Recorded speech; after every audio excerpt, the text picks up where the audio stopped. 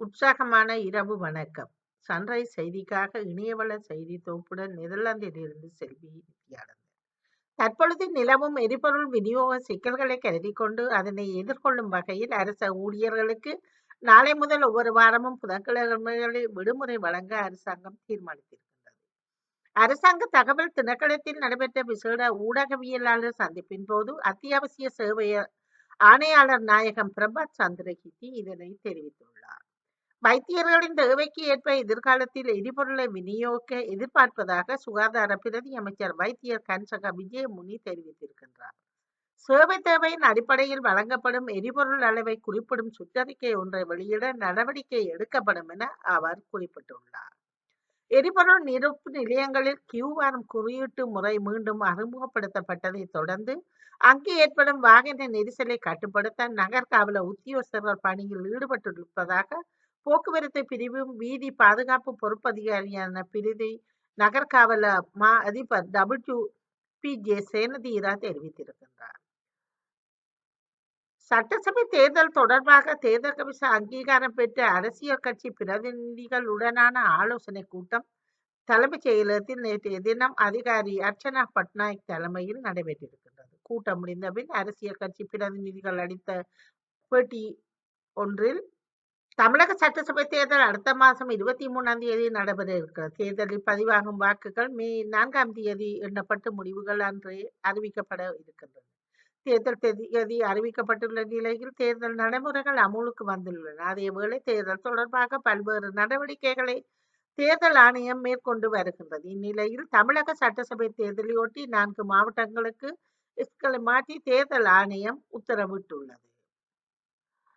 போதுமான அளவு கச்சா எண்ணெய் கையிருப்பில் இருப்பதாகவும் என மத்திய அரசு தெரிவித்திருக்கின்றது. பற்றாக்குறை எங்கும் ஏற்படவில்லை என விளக்கம் அளித்துள்ளது. சட்டசபை தேர்தலையொட்டி தலைவர்களின் சிலையை மூட தேர்தல் கமிஷன் உத்தரவிட்டிருப்பதாக சொல்வதாகவும் தெரிய வந்திருக்கின்றது. ஈரான் மீதான அமெரிக்கா மற்றும் இஸ்ரேல் படைகள் தாக்குதல் நடத்தி வரும் நிலையில் அப்பகுதியில் நிலவும் சூழ்நிலை, இந்தியர்கள் பாதுகாப்பு, கச்சா எண்ணெய் விநியோகம் குறித்து மத்திய அரசு அதிகாரிகள் விளக்கம் அளித்து வருகின்றனர். சீனாவில் மகாப் நகரில் 70 வயதுடைய ஒரு பெண்மணியை பயமுறுத்தியதாக கூறப்படும் மனித வடிவ இயந்திர மனிதரை நகர் காவலர் கைது செய்த சம்பவம் ஒன்று இடம்பெற்றுள்ளது. தகவலின்படி வீதியில் நடந்து கொண்டிருந்த பெண் தனது கைபேசியை பார்க்கும்போது பின்னால் இயந்திர மனிதன் வந்ததை கவனித்துள்ளார். இயந்திர மனிதன் அருகில் நின்றிருப்பதை பார்த்த பெண் அதிர்ச்சி அடைந்துள்ளார். இந்த இயந்திர மனிதன் மகாப் நகரில் உள்ள கல்வி மையத்துக்கு சொந்தமானது. சம்பவத்துக்கு பிறகு இயந்திர மனிதன் 50 வயதான உரிமையாளரிடம் மீண்டும் ஒப்படைக்கப்பட்டிருக்கின்றது. ஆப்கானிஸ்தானில் காபூலில் உள்ள போதைப்பொருள் மறுவாழ்வு மருத்துவமனை மீது நடத்தப்பட்ட வான்வழி தாக்குதலில் 400 பேர் கொல்லப்பட்டதாக தெரிய வந்திருக்கிறது. 250 பேர் காயமடைந்ததாகவும் வெளிநாட்டு ஊடகங்கள் செய்தி வெளியிட்டுள்ளன. இந்த தாக்குதலை பாகிஸ்தான் நடத்தியதாக ஆப்கானிஸ்தான் குற்றம் சாட்டியுள்ளது. பிரித்தானியாவில் பரவும் பயங்கர மூலக்காய்ச்சலுக்கு 2 பேர் பலியாகியும் 11 பேர் மருத்துவமனைகளில் அனுமதிக்கப்பட்டுள்ளார்கள்.